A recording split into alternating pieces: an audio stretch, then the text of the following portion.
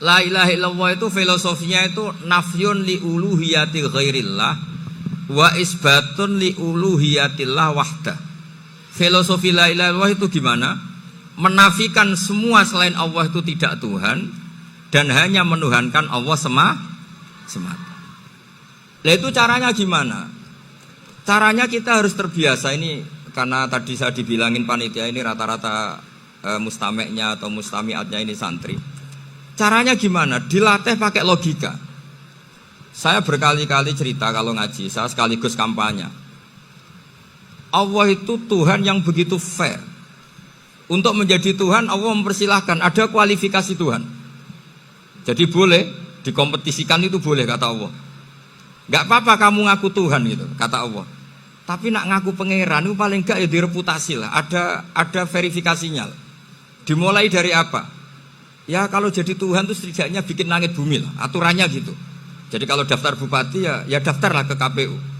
Masa tahu-tahu jadi apa? Tuhan kemudian tidak punya prestasi bikin langit bumi. Sehingga Allah itu cara ngendikan itu ya fair. Qul ara'aitum ma tad'una min dunillah aruni madza khalaqu minal ardi am lahum syirkum fis samawat. Coba yang kamu tuhankan selain saya, prestasinya apa? Ketika saya bikin bumi itu apa ikut bikin? Terus amlahum sirkun fis samawat. Kalau bikin langit, kalau nggak bisa ya urun lah gitu. Urun semen apa urun bego, pokoknya urun lah gitu. Urun ora, gawe bumi ora, ngerti-ngerti ngaku dadi pangeran. Kul hatu burhanakum. Jadi ya kan ya lucu kan, misalnya syarat kiai di Salafiyah kan keluarga Kiai As'ad, cucunya ngaji ngalim. Orang keluarga Kiai As'ad terus aku kiai utama di Salafiyah. Oh mesti dipenjara ya. Lah yo gak gawe langit bumi, gak ada prestasi terus ngaku sebagai apa? Tuhan. Sehingga fair. Makanya saya berkali-kali cerita. Jubair bin Mut'im itu punya anak namanya Muhammad. Ini sudah orang alim, Muhammad bin Jubair bin Mut'im. Itu cerita awala Islami Abi. Mut'im itu orang pinter sekali. Saking pinternya dia jadi delegasinya orang Quraisy datang ke Rasulullah sebagai negosiator untuk membebaskan Asra Badrin, tawanan perang apa? Badar. Yang namanya disuruh itu pasti orang pinter. Tapi apa yang terjadi ketika nginep di masjid? Karena zaman itu gak ada hotel, nanti jadi geger. Orang musyrik nginep di masjid hukumnya gimana? Bahsul masail tok. Zaman itu mau tidak mau. Kalau sekarang kan ada hotel, kiai juga punya wisma. Apa yang terjadi? Orang ini cerdas sekali. Dan delalah Nabi pas sholat maghrib itu baca wattur wa kitabim mastur sampai am khalaqus samawati wal ard. Ya kalau kamu jadi Tuhan ya setidaknya menciptakan langit bumi lah. Namanya jadi Tuhan ya ada persyaratan. Paling tidak punya reputasi menciptakan langit bumi. Atau kalau jadi Tuhan setidaknya reputasinya itu enggak diciptakan yang lain. Am khuliqu min ghairi syai'in. Ini jadi Tuhan kok punya bapak, punya ibu. Ini jadi Tuhan kok lahirnya di bumi, ada tanggal lahirnya, ada tahun. Masa jadi Tuhan kok dulu buminya? Pokoknya walhasil tuh. Akhirnya Nabi ketika salam sholat maghrib, dia datang. Ya Rasulullah, akalku habis oleh ayat yang barusan kau baca. Sudah saya Islam saja. Argumentasi selain Allah Tuhan itu batal. Itu, lah saya mohon santri-santri Salafiyah itu baca Quran sampai seperti itu. Jadi jangan hanya khataman banyak-banyakan maksudnya. Ini bukan nyindir ini, ngamuk ini. Jadi ya khatamannya tadilah 1000 atau berapa lah, jangan banyak-banyak. Juga kasihan malaikat yang nyatet kan. Wong baru subhanallah alhamdulillah aja di teks hadisnya abad al malaikah gak ditetek. Itu baru subhanallah alhamdulillah itu sudah mencapaikan malaikat. Makanya saya wiridan tuh arang-arang kasihan malaikat karena nanti jadi itu ya ada madhabnya itu. Jadi kalau Gus Azaim sholat lama tak saingi sholat cepet itu sama-sama ada madhabnya. Yang cepet kayak saya tadi setan pas tata-tata mau goda pas rukuk saya sudah itidal, mau goda itidal saya sudah sujud, pusing dia. Tapi jangan tiru, ini madhab yang agak-agak khusus lah, sudah cara orang Madura agak khilaf khusus. Khilaf ya, khilaf ini agak khilaf ini sudah. Tapi saya ingin lah, sampean kalau ngaji Quran itu dilatih berlogika. Jadi Allah itu fair. Enggak apa-apa kalian ngaku Tuhan tuh enggak apa-apa, tapi tunjukkan prestasi kamu apa. Aruni madza khalaqu minal ardi am lahum syirkun fis samawati. Am khalaqus samawati wal ard. Diulang lagi, am khuliqu min ghairi syai'in. Setidaknya kalau jadi Tuhan itu ya enggak butuh yang lain lah. Masa jadi Tuhan kok wujudnya saja butuh orang lain, butuh bumi, eksistensinya butuh makan, butuh minum. Makanya Allah cara meniadakan uluhiyah selainnya itu Allah itu redaksinya itu mengena sekali. Yaitu tadi dengan cara-cara seperti itu. Sebagian ayat disebutkan ma asyattuhum khalqas samawati wal ardi wala khalqa anfusihim. Wong Tuhan kok enggak punya reputasi bikin langit, bikin bumi, bahkan untuk menciptakan dirinya sendiri saja enggak bisa. Ya sudahlah, kamu tidak usah ngaku Tuhan, nggak level kata-kata Allah gitu. Akhirnya terus ditemukan Tuhan yang sejati, yaitu wal awwalu wal akhiru wal zahiru wal batin. Nah, itu yang Mut'im ini tadi termasuk orang yang sangat cerdas sekali. Padahal itu bacanya bukan pas basul masail, enggak. Nabi pas sholat maghrib. Juga bukan pas ceramah, enggak. Tapi itu didengarkan. Makanya termasuk ini spesial untuk hormat saya kepada Ki As'ad. Makanya saya ini kalau mentasjek santri-santri, ini agak sensitif, tapi sudah saya tidak perlu takut fitnah. Saya termasuk, kenapa saya ingin jadi ahli tafsir, tentu yang membentuk itu Mbah Maimun dan bapak saya. Bapak saya itu hafal Quran kayak hafal Fatihah, saking senangnya Quran itu. Mungkin bisa kamu saingi itu. Itu adalah orang kafir itu bisa paham Quran. Itu sangat menyinggung saya. Orang kafir itu bisa paham Quran. Ketika Umar Islam itu karena mendengar apa coba? Mendengar apa? Quran. Dan itu masih kafir apa sudah Islam? Masih kafir karena kalimat-kalimat yang di Quran itu begitu jelas wal kitabil mubin sehingga didengarkan orang kafir pun tuh ngefek. Makanya ketika Umar datang ke saudari putrinya kemudian dengar Toha ma anzalna alikal Quran apa? Litasko itu dia terus iman. Begitu juga Mut'im. Itu ketika dengar Nabi baca surat At-Tur ya langsung iman. Makanya kata Ibnu Jarir At-Tabari, kamu jangan pernah bilang gini, syaratnya paham Quran itu harus alim, harus gini. Lah nanti berarti orang kafir punya alasan di depan Allah, ya Allah, engkau ngandani kami dengan Quran yang enggak bisa difahami kecuali alim dulu. Lah saya alim gimana? Enggak pernah mondok. Mondok gimana? Saya kafir. Jadi artinya gini loh, kata Ibnu Jarir At-Tabari. Allah tidak mungkin mengatakan gini. Ifhamil Quran bima la fahmalaka. Quran itu harus kamu fahami. Sementara orang kafir karena lafadznya Quran khusus enggak bisa memahami. Makanya Quran itu dibaca. Itu banyak orang kafir yang menjadi muslim karena mendengar apa? Al-Quran. Padahal kafir. Nah termasuk tadi Muhammad bin Jubair bin Mut'im ini itu menjadi Islam ya karena mendengar Quran. Padahal dia saat itu masih apa? Kafir. Karena tadi logika misalnya nggak paham secara lafadz Arab.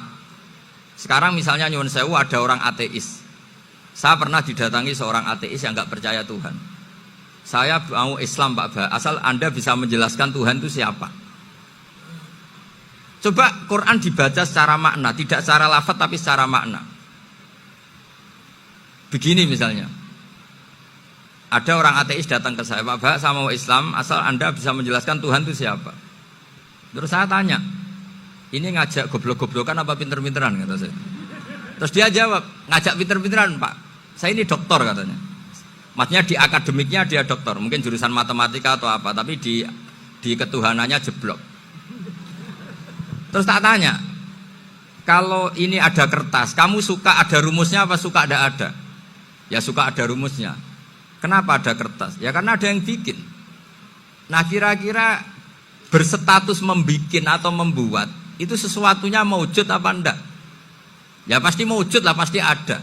Ya sudah, anggap Tuhan itu adalah sebab dari semua yang ada.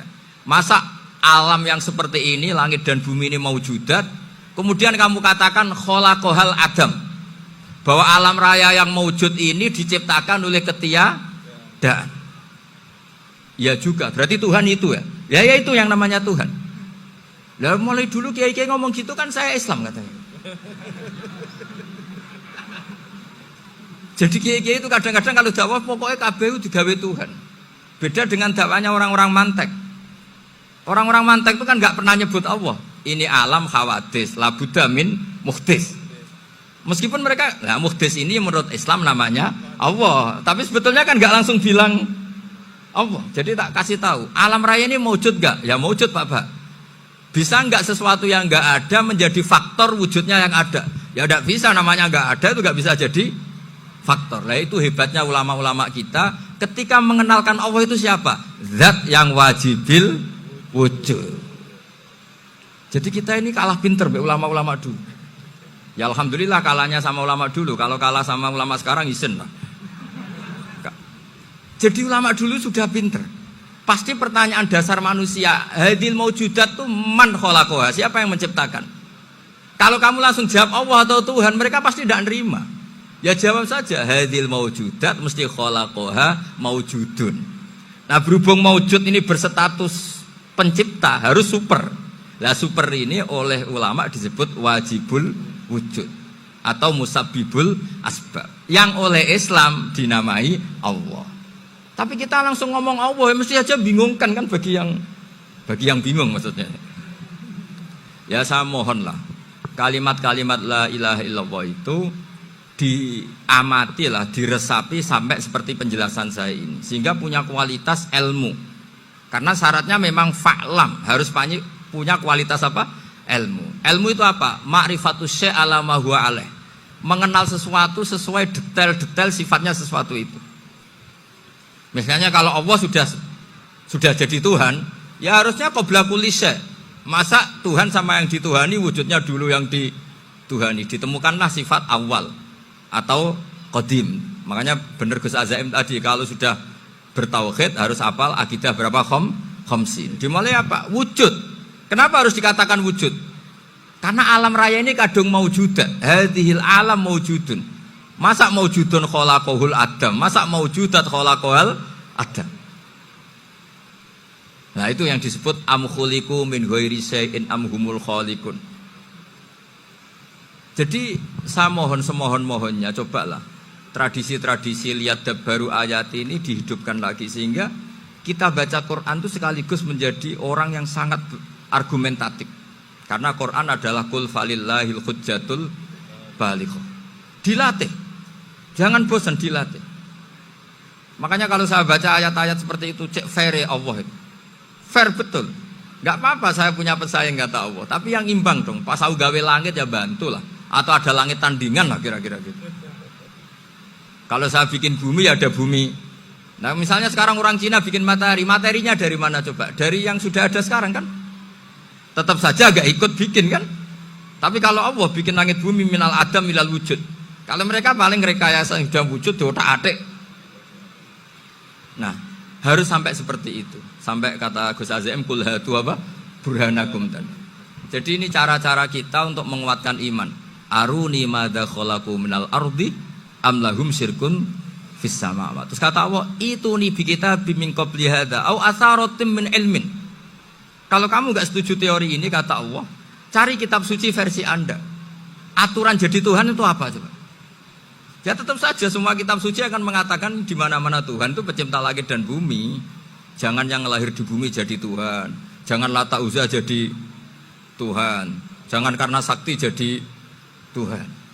Nah ini di sini pentingnya ilmu balaghah, ilmu mantek yang alhamdulillah di pondok-pondok kita masih diajari. Makanya kata mantek sebetulnya ilmu akal hanya menemukan hadil maujudat khalaqaha maujudun. Nah yang maujud ini siapa? Ya wajibul wujud. Nah kemudian Islam menamai ini Allah Subhanahu wa ta'ala. Makanya ulama dulu itu kalau ngedikan Allah itu siapa? Zat sing wajibul wujud. Itu filosofinya luar biasa. Karena dengan seperti ini bisa menafikan teori ateisme bahwa alam raya ini diciptakan oleh Dan makanya saya bilang tadi, ngajak goblok-goblokan apa pinter-pinteran gitu. Lah nek ngajak goblok-goblokan yang ngene, hadhil maujudat khalaqahal adam. Terus kita goblok bareng. Loh iya kan barang maujud diciptakan yang tidak maujud. Wong ora wujud kok mempengaruhi sing wujud. Ya monggo nak goblok bareng kata. Akhirnya, "Gak lho Gus, saya ini dokter masa kamu ajak goblok?" Ya sudah pinter saja kata saya. Alhamdulillah karena debat kecil ini dia menjadi nyaman lagi dengan apa? Islam. Memang saya tentu nggak bisa disalahkan doktoralnya karena di ilmu yang selain apa? Teologi gitu. Tapi kan polanya dia pasti pinter. Makanya ini sekaligus mengingatkan anak-anak lah. Kecakapan menjelaskan itu harus dilatih karena di antara kelebihannya Quran itu wal kitabil apa? Mubin, yaitu kitab yang punya kemampuan menjelaskan. Ini yang terakhir saya beri contoh. Terakhir ini penjelasan Quran. Dulu orang kafir itu cara berpikir itu begini, Muhammad, urusan kita ini banyak, problem kita banyak. Masa iya urusan yang banyak ini cukup dengan satu Tuhan? Kalau problem banyak ya Tuhannya harus banyak. Ada Tuhan pohon, Tuhan hujan. Ya kayak Cina itu ada Dewi Kuan Im keberuntungan, ada yang sial, yang pokoknya diurus yang banyak lah. Maka mereka bilang aja'alal alihata ilaha wahida inna hadza la syai'un ujab. Ini aneh, urusan banyak kok Tuhannya satu, ini aneh lah. Tapi Nabi secara sabar, dan yang diomongnya orang kafir, tidak anak Mahatali, orang kafir. Jadi nanti kalau anak Mahatali gak paham Quran, kebangetan, orang kafir saja paham. Akhirnya Nabi secara santai, secara rileks memberi penjelasan gini. Kalau Anda menjadi buruh, kalau orang Arab dulu bilang abdan, kamu suka nggak punya majikan banyak, perintahnya beda-beda, semuanya memaksa kamu untuk nurut. Sama punya majikan satu yang baik. Ya nggak suka lah Muhammad kalau majikan saya banyak, semuanya berhak merintah saya, tidak enak. Majikannya satu saja. Terus kata Nabi, Tuhanmu itu majikan kamu. Kalau Tuhannya banyak, kamu bingung. Nanti perintahnya banyak. Akhirnya mereka paham. Dan itu segampang itu Allah memberi penjelasan. Daraba wa masalah rojulan fihi syuraka umutasyakisuna wa rajulan salamal lirajul hal yastawiyani masalah alhamdulillah. Langsung diberi analogi. Kalau kamu jadi buruh punya majikan banyak yang perintahnya beda-beda, kemudian jadi buruh yang majikannya satu, kamu milih mana? Ya milih satu Muhammad. Ya sudah, kalau Tuhannya banyak, perintahnya banyak, kamu juga bingung. Langsung menjadi faham. Ketika ada orang tidak ikhlas, Nabi cara memberi penjelasan juga gampang. Misalnya saya dikasih uang Gus Azaim 1 juta. Kemudian matur nuwun saya sama Pak Afif. Aneh enggak? Saya ini orang aneh enggak? Orang aneh enggak? Itu Nabi kalau mencontohkan orang tidak ikhlas gitu. Kata Rasulullah, orang tidak ikhlas itu sebagaimana orang beli budak. Min kholisi malih. Budak itu dibeli dari uangnya sendiri. Kemudian fa'amila hadal abdu, budak ini kemudian bekerja dan a'tohullatahu, hasilnya dikasihkan sama orang lain. Terus Nabi memberi percontohan, ayasurrukum ayyakuna abdukum kadzalik. Apa kamu suka kalau budak kamu seperti itu? Dulu orang-orang dulu kan beli budak untuk disuruh bekerja, terus disuruh setor apa hasilnya. Jadi budaknya kamu yang beli, yang biayai. Kalau sekarang mungkin gak ada budak, gini lah. Saya nyuruh Zaid, tak kasih mobil, tak kasih bensin, tak kasih uang jalan supaya narik angkot. Hasilnya disuruh ngasihkan saya. Ternyata dikasihkan orang lain dan matur nuwun sama orang. Kamu suka punya budak seperti itu? Ya tidak suka ya Rasulullah. Ya ibaratnya seperti itu. Bumi yang bikin Allah, nyawa kamu yang bikin Allah, semua fasilitas dari Allah. Kemudian kamu menyembah selain Allah. Segampang itu. Dan Nabi telaten sampai dulu yang mayoritas orang kafir menjadi mayoritas Muslim, dan semuanya tanpa paksaan, la ikroha fiddin, karena qad tabayyana rusdu minal ghayy. Cara tabayyana gimana? Yaitu punya kemampuan menjelaskan. Wal kitabil apa? Mubin. Ini makanya saya mohon lah, ini saya mohon semohon-mohonnya anak-anak ini kan kader-kadernya Mbah Samsul Arifin, Mbah As'ad, Gus Fawaid, sekarang Gus Azaim, semuanya harus punya kemampuan wal kitabil apa? Mubin. Sehingga diantara sifatnya Nabi itu fatonah, punya kecerdasan. Nabi itu gak pernah debat kalah, itu meskipun sudah terdesak gak pernah kalah. Pernah Nabi itu ngendikan la adwa wala tiarata, tidak ada penyakit menular. Ada orang yang mungkin kurang suka iseng, ada onta yang sudah gudiken dijejerno sama yang waras. Ternyata yang waras jadi gudiken. Akhirnya Nabi diundang lah kira-kira gitu. Ya Rasulullah, kata engkau gak ada penyakit menular. Tapi ini onta yang gak gudiken tak jejerkan yang gudiken ikut gudiken. Berarti kan menular. Nabi santai jawab, faman jarrobal awal. Lalu yang pertama gudiken ketularan siapa katanya. Wah kalau ini asli Nabi, ya sudah seperti itu. Jadi ngiranya dia menang karena yang gudikan pertama nulari yang kedua. Ternyata Nabi tanyanya lagi, faman jarrobal awala, yang gudikan yang pertama siapa? Oh ini asli ya maksud saya itu.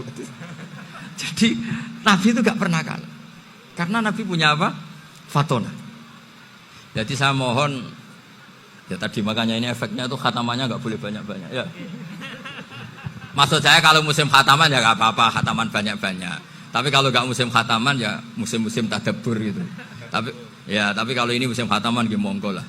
Cuma saya kok kasihan malaikatnya tadi itu kok. Ya ngoten mawon, minta maaf. Assalamualaikum warahmatullahi wabarakatuh.